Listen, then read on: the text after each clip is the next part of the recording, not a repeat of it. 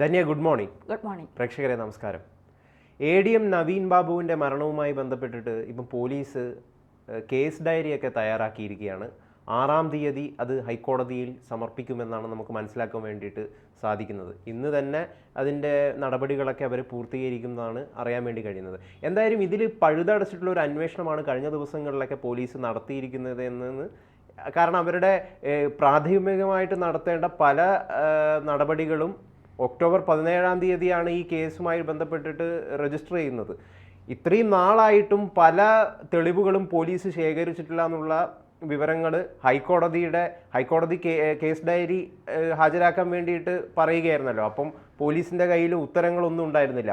അതിന് പിന്നാലെയാണ് collector Arun K വിജയനെ മൊഴിയെടുക്കുന്നു, വീണ്ടും അദ്ദേഹത്തിൻ്റെ മൊഴിയെടുക്കുന്നു തുടങ്ങിയ നടപടികളൊക്കെ പോലീസ് സ്വീകരിച്ചിട്ടുള്ളത്. അപ്പം എന്തായിരിക്കും ഈ CCTV ദൃശ്യങ്ങളടക്കമുള്ള നിർണായകമായ തെളിവുകൾ? ഇത് ആത്മഹത്യയാണോ അതോ യഥാർത്ഥത്തിൽ ഇത് വല്ല കൊലപാതകമാണോ എന്നൊക്കെ കണ്ടെത്താനുള്ള ഒരു സുപ്രധാനമായ തെളിവാണ്. അതൊക്കെ പോലീസിൻ്റെ ഈ കേസ് ഡയറിയിൽ ഉണ്ടാകുമോ? എന്തൊക്കെയാണ് കൂടുതൽ വിശദാംശങ്ങൾ? ഈ നവീൻ ബാബുവിൻ്റെ പോസ്റ്റ്മോർട്ടം റിപ്പോർട്ടിൽ ഇതൊരു ആത്മഹത്യയാണ് എന്നുള്ള പ്രാഥമിക നിഗമനത്തിലെത്തി നിൽക്കുന്നതിൻ്റെ അടിസ്ഥാനത്തിലാണ് പോലീസ് അതുമായി മുന്നോട്ട് പോകുന്നത്. ഇതിലൊരു കൊലപാതക സാധ്യത ഉണ്ടോ എന്ന് പോലും അന്വേഷിക്കാതെ പോസ്റ്റ്മോർട്ടം റിപ്പോർട്ടിൻ്റെ അടിസ്ഥാനത്തിൽ മാത്രം ഒരു ഒരു ആത്മഹത്യ എന്നുള്ള രീതിയിലേക്ക് പോലീസ് പോവുകയാണ്. ഇവിടെയാണ് ദൈവത്തിൻ്റെ കളികൾ, അല്ലെങ്കിൽ ദൈവത്തിൻ്റെ ഒരു കയ്യൊപ്പ് എന്നൊക്കെ നമ്മൾ വിശ്വസിക്കുന്ന ചില കാര്യങ്ങൾ എല്ലാ കേസിലും ഉണ്ടാകുമെന്ന് പറയും. എത്ര മൂടി വയ്ക്കാൻ ശ്രമിച്ചാലും സത്യം ഒരു നാൾ പുറത്തു വരുമെന്ന് പറയുന്നത് പോലെ നവീൻ ബാബുവിൻ്റെ കേസിലും ഇപ്പോൾ കോടതിയുടെ ഇടപെടൽ വളരെ നിർണായകമാണ്. കേസ് ഡയറി ഹാജരാക്കണം എന്ന് കോടതി പറഞ്ഞപ്പോഴാണ് പോലീസിന് മുട്ടുവിറച്ചത്, CPMന് മുട്ടുവിറച്ചത്. പെട്ടെന്ന് വെപ്രാളം കൂടി അരുൺ കെ വിജയനെ വീണ്ടും ചോദ്യം ചെയ്യുന്നു, കൃത്യമായ CCTV ദൃശ്യങ്ങൾ ശേഖരിക്കുന്നു. നമ്മളൊക്കെ ആവർത്തിച്ച് ചോദിച്ച ഒരു ചോദ്യം, 3 ഓട്ടോയിൽ നവീൻ ബാബു കയറി എന്ന് പറയുന്നു. ആ 3 ഓട്ടോറിക്ഷക്കാരും എവിടെയാണ്?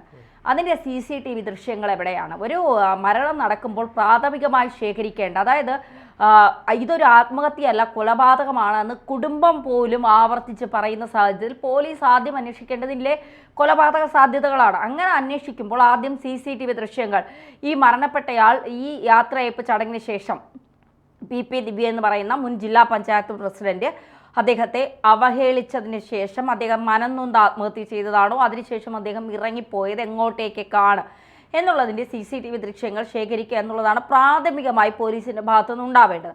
പക്ഷേ കണ്ണൂരിലെ പോലീസ് പ്രത്യേക അന്വേഷണ സംഘം, 6 അംഗ അന്വേഷണ സംഘത്തെയാണ് നിയോഗിച്ചത്. ഈ 6 അംഗ അന്വേഷണ സംഘവും ഇക്കാര്യങ്ങളൊന്നും പരിശോധിച്ചില്ല എന്നുള്ളതാണ് യാഥാർത്ഥ്യം. അതായത് ഒരു പഴുതടച്ച അന്വേഷണം ഉണ്ടായില്ല. എങ്ങനെയും പ്രതികളെ രക്ഷപ്പെടുത്തുക എന്നത് മാത്രമായിരുന്നു. പ്രതികൾ എന്നുദ്ദേശിച്ചത് PP ദിവ്യയാണ് ഇപ്പോൾ ഇതിലെ കേസിലെ പ്രതി. PP ദിവ്യയെ രക്ഷപ്പെടുത്തുക എന്നത് മാത്രമായിരുന്നു പോലീസിന്റെ ഉദ്ദേശം. ഇതൊരു കൊലപാതകമാണെന്ന് എവിടെയും വരാൻ പാടില്ല എന്നുള്ളൊരു നിർബന്ധം, നിതാന്തമായിട്ടുള്ള ഒരു ജാഗ്രത പോലീസ് പുലർത്തിയിരുന്നു എന്നാണ് നമുക്ക് മനസ്സിലാക്കാൻ വേണ്ടി സാധിക്കുന്നത്.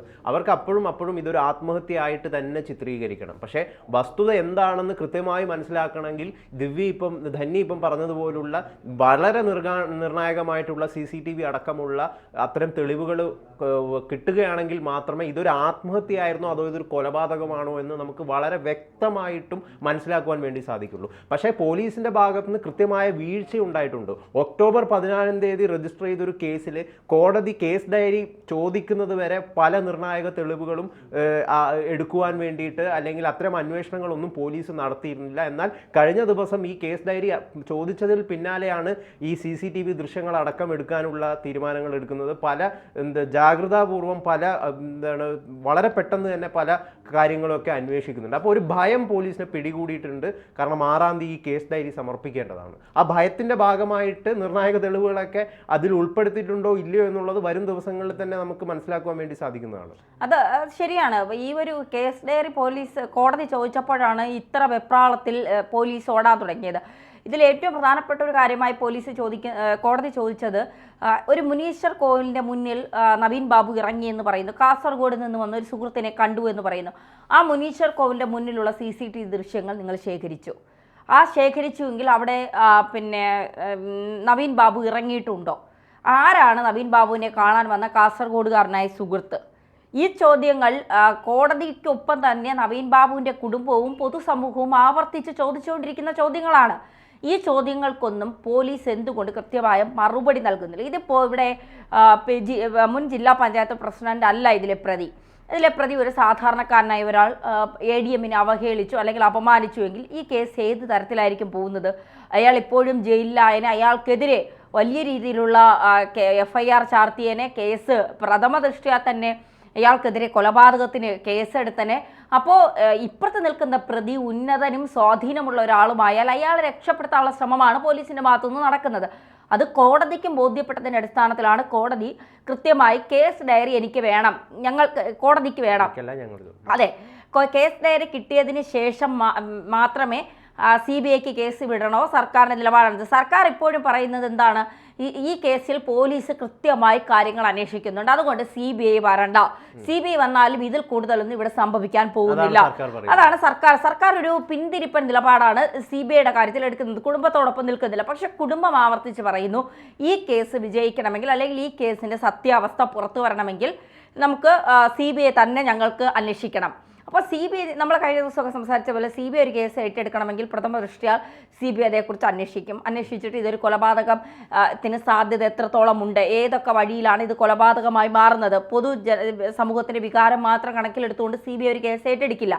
കുടുംബത്തിൻ്റെ വികാരം കണക്കിലെടുത്തുകൊണ്ട് CBI ഒരു കേസ് ഏറ്റെടുക്കില്ല. CBIക്ക് ഈ കേസ് ഡയറി ഹൈക്കോടതി കൈമാറിയാൽ അത് കൃത്യമായി നിരീക്ഷിച്ചതിന് ശേഷം കൃത്യമായി കാര്യങ്ങൾ പഠിച്ചതിന് ശേഷം CBI കോടതിയിൽ അറിയിക്കും ഈ കേസ് ഞങ്ങൾ ഏറ്റെടുക്കാൻ തയ്യാറാണ് എന്നുള്ളത്. അല്ല ഇത് പ്രഥമ ദൃഷ്ട്യാ തന്നെ ഒരു ആത്മഹത്യയാണ് എന്ന് CBIക്ക് തോന്നിയാൽ പിന്നെ അവിടെ ഒന്നും ചെയ്യാനില്ല എന്നുള്ളതാണ്.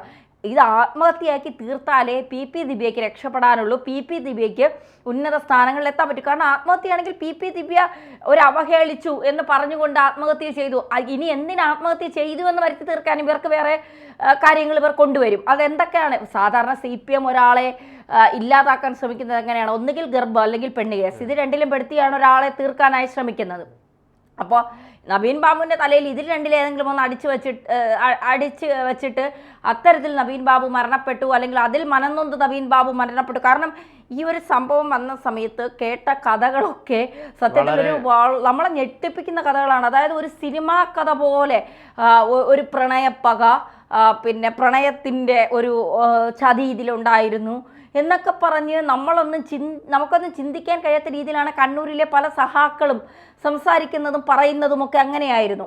പിന്നീട് മനസ്സിലായി നവീൻ ബാബു എന്ന് പറയുന്ന അഴിമതിരഹിതനായ ഉദ്യോഗസ്ഥനെ കണ്ണൂരിലെ പല സഹാക്കന്മാർക്കും CPM അനുഭാവിയായിരുന്നിട്ട് പോലും താല്പര്യമില്ലായിരുന്നു. അദ്ദേഹം വഴിവിട്ട ഒരു ഇടപാടിനും നിന്നുകൊടുക്കില്ല, ഒരു ഫയലും വഴിവിട്ട രീതിയിൽ അദ്ദേഹം മുന്നോട്ട് പോകാൻ സമ്മതിക്കില്ല. അതിൽ വലിയ രീതിയിലുള്ള എതിർപ്പ് കണ്ണൂരിലെ കളക്ടർ അരുൺ കെ വിജയനും ഉണ്ടായിരുന്നു. ഇപ്പോൾ കേന്ദ്ര സർക്കാരിൻ്റെ പരിശീലന കോഴ്സിനായി അരുൺ കെ വിജയനെ ഡൽഹിക്ക് പാക്ക് ചെയ്യുന്ന എന്തിനാണ്?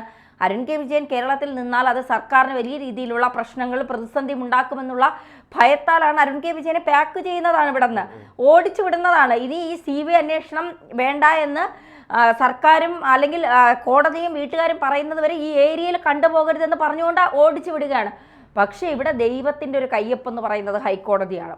ഹൈക്കോടതി കേസ് ഡയറി ചോദിക്കുമ്പോൾ തന്നെ അതിൽ കോടതിക്ക് എന്തൊക്കെയോ സംശയങ്ങളുണ്ട്. അതായത് ഈ അന്വേഷണം കൃത്യമായ രീതിയിലല്ല പോകുന്നതെന്ന് കോടതി എവിടെ വിശ്വസിക്കുന്നു എന്നുള്ളതാണ്. ആ വിശ്വാസത്തിൻ്റെ പുറത്താണ് കോടതിക്ക് എന്തൊക്കെയോ ധാരണകൾ. മീൻസ് പോലീസിൻ്റെ അന്വേഷണം ശരിയായ രീതിയിലല്ല, പോലീസ് CCTV ദൃശ്യങ്ങൾ ശേഖരിച്ചിട്ടില്ല, പോസ്റ്റ്മോർട്ടം റിപ്പോർട്ടുമായി ബന്ധപ്പെട്ട പോലീസിൻ്റെ ഭാഗത്തുനിന്ന് വീഴ്ചകൾ സംഭവിച്ചിട്ടുണ്ടോ, ബന്ധുക്കൾ വരുന്നതിന് മുൻപേ ഇൻക്വസ്റ്റ് നടപടികൾ പൂർത്തിയാക്കിയത് എന്തിന്, ഇത്തരം വലിയ ചോദ്യങ്ങൾ കോടതിക്ക് മുന്നിലുമുണ്ട്. അതിനപ്പുറം ഇപ്പോൾ അവധിയിൽ തുടരാനാണ് മഞ്ജുഷ തീരുമാനിച്ചിരിക്കുന്നത്. ഈ അടുത്ത കാലത്തൊന്നും ജോലിയിൽ പ്രവേശിക്കാൻ മഞ്ജുഷ തയ്യാറല്ല എന്നാണ് പറയുന്നത്. അതിനുവേണ്ടി അവർ ജോലിയിൽ നിന്ന് അവധി എടുത്തുകൊണ്ട് നിയമ പോരാട്ടത്തിന് ഇറങ്ങാനാണ്. അപ്പോൾ ജോലിയിൽ പ്രവേശിച്ചു കഴിഞ്ഞാൽ തൻ്റെ ജീവന് അപകടമുണ്ടോ, തൻ്റെ കുടുംബത്തിലും തൻ്റെ മക്കൾക്കും ജീവന് ഭീഷണി ഉണ്ടാകുമോ എന്നുള്ള ഭയം മഞ്ജുഷയെ വല്ലാതെ അലട്ടുന്നുണ്ട് എന്നുള്ളതാണ് നമുക്ക് മനസ്സിലാക്കാൻ സാധിക്കുന്നത്. അതുകൊണ്ടാണ് ഇത്തരത്തിൽ മഞ്ജുഷ ഭയപ്പെടുന്നത് എന്നുള്ളതാണ്.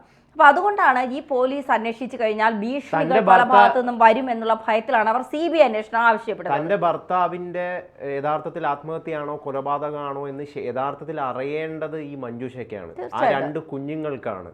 അതിന് യഥാർത്ഥത്തിൽ വലിയ രീതിയിലുള്ള ഒരു പ്രതിസന്ധി ഇവർ നേരിടുന്നുണ്ട് തന്നെയാണ് നമുക്ക് മനസ്സിലാക്കാൻ വേണ്ടി സാധിക്കുന്നത്. കാരണം ഇവർ CBIയുടെ ഒരു അന്വേഷണത്തിന് വേണ്ടി ആവശ്യപ്പെട്ടപ്പോൾ എങ്ങനെയാണ് ഈ സംസ്ഥാനത്തെ CPMനെ പോലുള്ള അതിൻ്റെ ഒരു സംസ്ഥാന സെക്രട്ടറിയൊക്കെ പ്രതികരിച്ചത്, ഗോവിന്ദ മാസ്റ്ററൊക്കെ ആ അന്വേഷണത്തിൻ്റെ ആവശ്യമില്ല, പോലീസ് വളരെ ജാഗരൂകരായിട്ടാണ് ഇത് അന്വേഷിക്കുന്നതെന്ന്. കാരണം നമ്മളിപ്പോൾ കുറേ ദിവസങ്ങളായിട്ട് നമ്മൾ ചർച്ച ചെയ്യുന്നതിലൂടെയും മറ്റു രീതിയിലൂടെയൊക്കെ നമുക്ക് മനസ്സിലാക്കാൻ വേണ്ടി സാധിച്ചിട്ടുണ്ട്, പോലീസിൻ്റെ അന്വേഷണം കറക്റ്റ് അല്ല.